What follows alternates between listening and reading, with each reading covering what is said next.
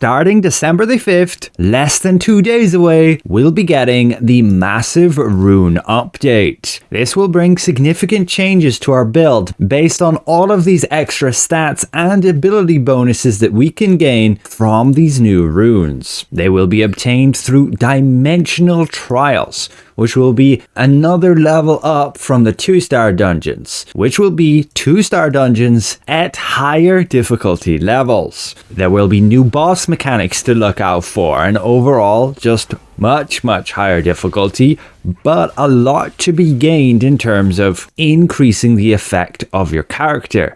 Each of these runes, you'll slot them in both of your weapons and all of your accessories. You have different types of runes: offense, defense, utility, each giving a selection of different stats. You will level up these runes. But the most important thing is getting a correct combination of runes to get a set effect. And that's going to differ based on if it's weapons or different accessory pieces. And this is going to be the main thing that causes you to change your build.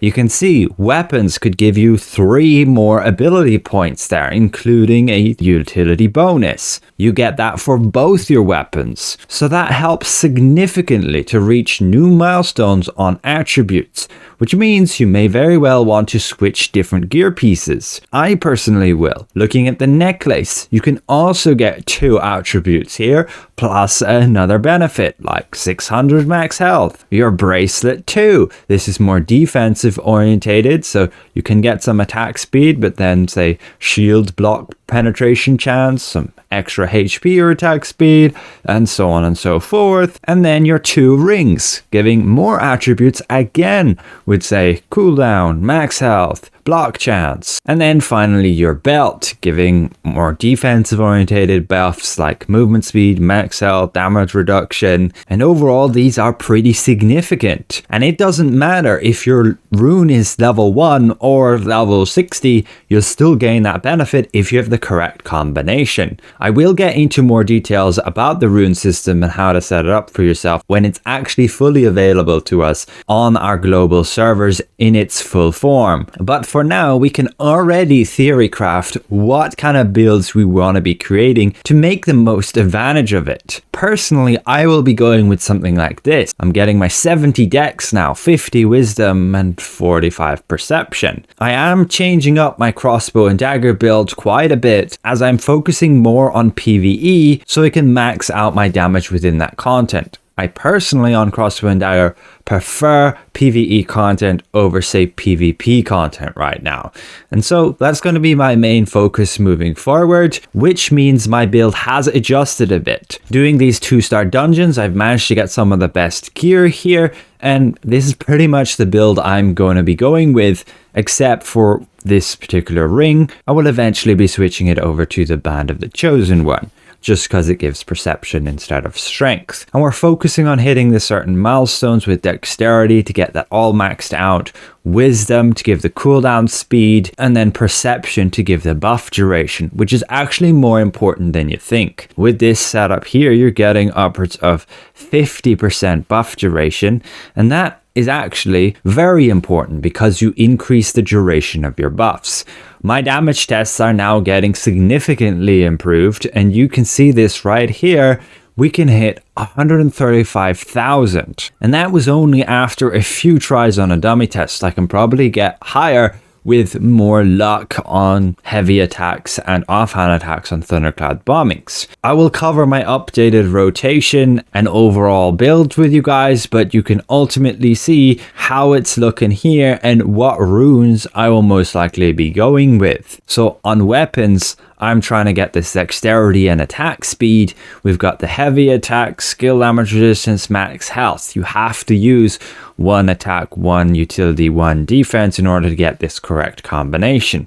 There is always the option to go say full attack, which I might very well do with the belt, getting like all this boss heavy attack chance, because the options here for the belt in terms of the runes you can actually slot in are not otherwise that offense orientated for PvE. Like, you don't really need the hit chance, and that's about it, other than say boss critical hit chance. You're just going to be better off with the boss heavy attack chance. And then the exact combinations here for the belt are again very much defense oriented, no attributes there. So you'd only be really going for it if you want the max health and say the movement speed or damage reduction. So if you're going pure damage boost, you could be better off just having 3 attack runes and having no bonus here. And yes, you may see that there are purple runes available here if you're looking in this section of the quest log on the Korean server edition of it. And that is because, yes, they just recently got that as their update, but it's very likely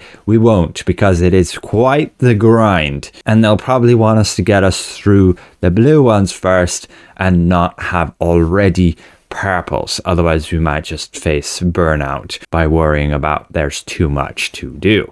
Already upgrading these runes to 60 is going to be an insane grind. Doing these dungeons over and over again, we already have to do them a lot with just the 2-star dungeons, but we are capped at 2 times per day. So for PvE enjoyers, this is great news. You're going to have repeatable dungeon experience. You can play them over and over. There will be new mechanics to face, and so new challenges ahead. And it's definitely recommended you have a stacked pre-made group for these. Otherwise, you may be having a very rough time. We can quickly look at, say, the other runes I'm going with. So both weapons would have this set here: heavy attack, skill damage resistance, max health. My necklace goes for this set to get the 2 dexterity and the maximum hit points. And I would go with, say, boss melee heavy attack because there doesn't seem to be anything great here. Max health and say amateur heal. Not really sure here. You could have healing received and that would cause healers to heal you a bit more. But as a damage dealer, in most cases, you shouldn't be taking much damage, and when you are, you're generally alone. And so the amateur heal could help more. The bracelet as well. I don't think I would go with any of these sets, since the only benefits here is like 3% attack speed or 6 bonus damage. Still on the fence about that, because the option would be to gain, say, 90 melee heavy attack, which would help significantly with, say, my thunderclad bombings. But if we look at a comparison, 3% attack speed versus 90 heavy attack, on that melee, when we see the amount of heavy attack we can already get, it ends up attack speed being slightly better, on top of then being able to actually get a set effect. So I could go with that attack speed, get extra hit points, skill damage resistance, more max health, and still a little bit of heavy attack. So in most cases, this is still better. And then with the rings, you're getting, like, again, amateur heal, max health, and then critical hit chance. That's the exact same with your other ring, and it gives the bonus then 2 perception and cooldown speed, which is very nice.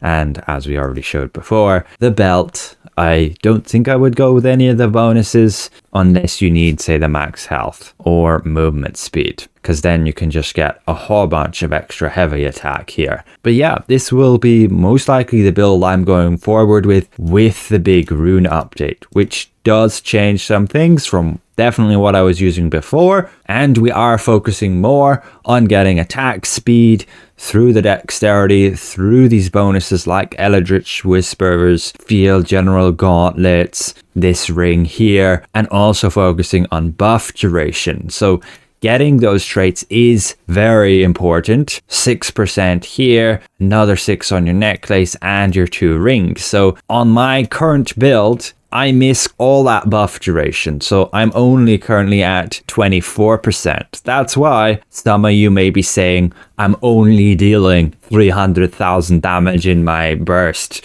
rotation with that 135,000 detonation mark. You can get higher, but you need that buff duration. You need the extended duration of selfless diffusion. You can get that upwards of nearly 10 seconds, and when that's the case, you get so much cooldown, and you can do like 4 thunderclad bombings versus only 3 that I done in this, say, 9-second rotation. So my damage can definitely go higher, and if we get more luck on offhand and heavy attacks, we could probably get this upwards of 150,000 on detonation mark, which means our rotation is dealing nearly upwards of 400,000. Again, that's just within a 10-second dummy test. If I actually manage to get my buff duration to upwards of nearly 50%, I'll have more longer duration on selfless diffusion, which means more thunderclad bombings, which means this rotation can get a detonation mark upwards of 200,000, killing a full dummy within about 40 seconds,